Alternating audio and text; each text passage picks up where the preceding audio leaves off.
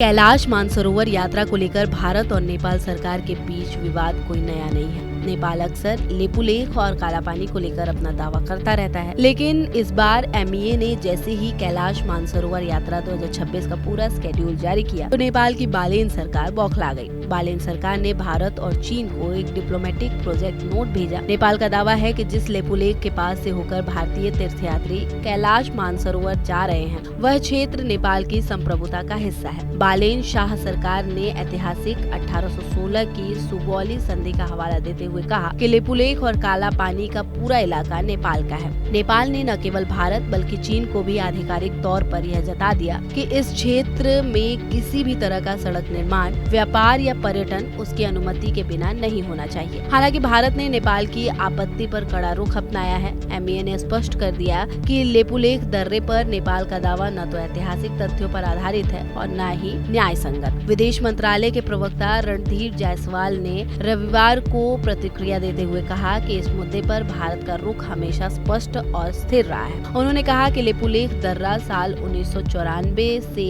कैलाश मानसरोवर का एक स्थापित रास्ता है और इस रास्ते से कैलाश मानसरोवर जाने वाले यात्रियों की यात्रा पिछले कई दशकों से लगातार जारी है। यह कोई नया घटनाक्रम नहीं है। उन्होंने कहा कि सीमा को लेकर किए जाने वाले दावों के संबंध में भारत ने हमेशा यही कहा है कि ऐसे दावे न तो सही हैं और न ही ऐतिहासिक तथ्यों और सबूतों पर आधारित हैं। इस तरह के एक तरफा और आर्टिफिशियल तरीके से क्षेत्रीय भावों का विस्तार करना किसी भी तरीके से स्वीकार नहीं किया जाएगा। नेपाल के विदेश मंत्रालय के प्रवक्ता लोक बहादुर पौडेल छेत्री ने साफ किया है कि लेपुलेख के रास्ते कैलाश मानसरोवर यात्रा चलाने की योजना पर उन्हें सख्त आपत्ति है। नेपाल का कहना है कि यह उनकी जमीन है और बिना उनकी मर्जी के वहां कोई गतिविधि नहीं होनी चाहिए। इस मुद्दे पर नेपाल के विदेश मंत्री शिशिर खनाल ने बताया कि यह फैसला किसी एक नेता का नहीं है, बल्कि नेपाल के सभी राजनीतिक पार्टियों से बातचीत करने के बाद ही यह प्रोजेक्ट नोट भेजा गया है। यानी पूरा नेपाल इस मुद्दे पर एक सुर में बात कर रहा है। अब सवाल उठता है कि आखिर नेपाल अचानक इतना सख्त रुख क्यों अपना रहा है? तो इसकी जड़ 1816 की सुगौली संधि में छिपी है। नेपाल सरकार का दावा है कि इस संधि के हिसाब से महाकाली नदी के पूर्व में पड़ने वाला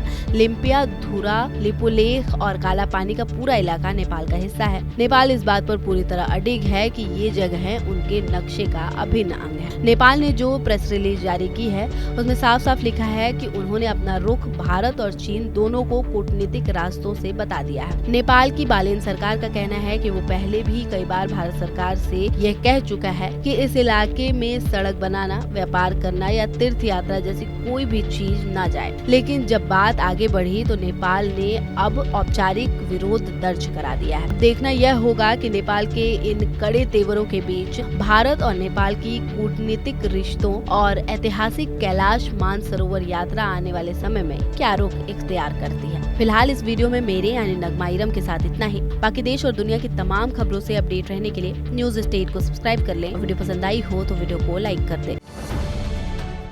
अब से DD फ्री डिश की चैनल नंबर 57 पर देखिए न्यूज नेशन।